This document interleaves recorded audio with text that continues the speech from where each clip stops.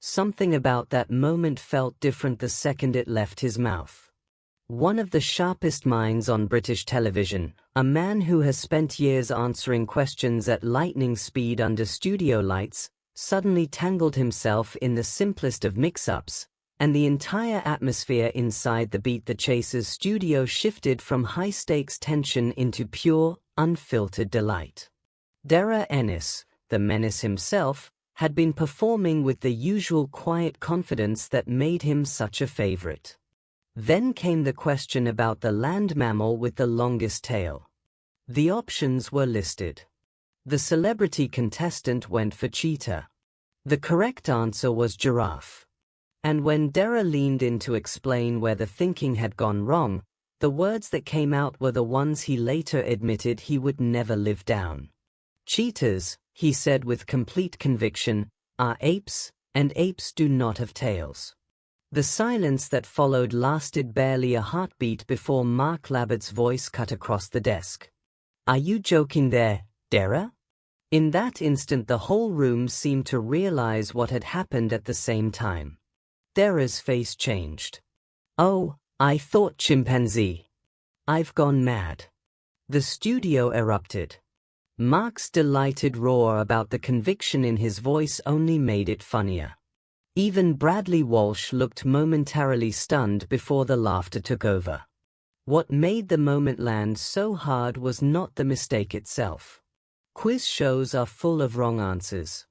It was the absolute sincerity with which it was delivered, followed by the immediate, almost childlike recognition of how spectacularly he had crossed wires. Somewhere in that brilliant brain, Cheetah the chimpanzee from Tarzan had collided with the big cat, and the result was pure television gold. Viewers at home felt it instantly. Many watching later said the same thing. It was the kind of error that makes you like someone more, not less. Because Darragh has always carried a particular kind of warmth. He arrived on our screens first as a contestant who wanted money for a backdoor, then returned as a chaser after years of quiet preparation. That journey already made him feel approachable.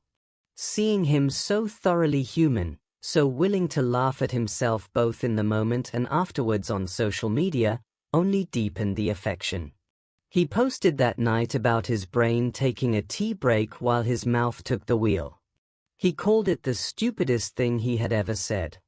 There was no defensiveness, just the rueful honesty of someone who understands exactly how television works. And that honesty is what stayed with people. In a format built on intellectual dominance, the chasers are usually the ones who never seem to slip.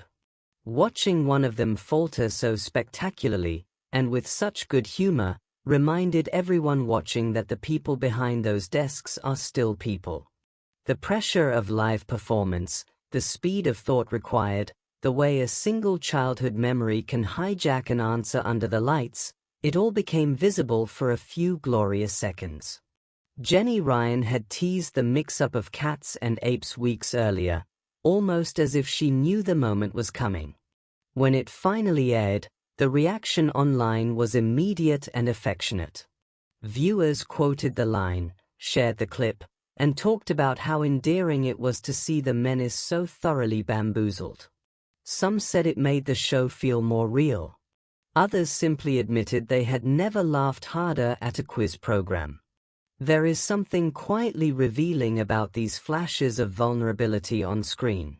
They cut through the polished format and show the chemistry that actually holds the team together. Mark's teasing, Bradley's raised eyebrows, the collective laughter that rolled through the studio, none of it felt mean-spirited. It felt like colleagues who genuinely enjoy one another's company, who know that perfection is impossible and that the best moments often arrive when someone trips over their own knowledge. Perhaps that is why the clip kept circulating long after the episode ended. Not because a chaser got something wrong, but because the wrongness was so pure, so unexpected, and so warmly received. In the middle of a high-pressure game, a brilliant mind briefly short-circuited, and instead of diminishing him it only made the audience lean in closer. Maybe what lingered for viewers was not the biological confusion itself, but the reminder that even the sharpest people can have their brains take an unexpected detour. And perhaps that is why moments like this continue to spark conversation long after the cameras stop rolling. What did you make of it when you watched? Did you catch yourself laughing the same way the studio did, or did you feel a flicker of secondhand embarrassment for him? I would love to know what stood out to you most.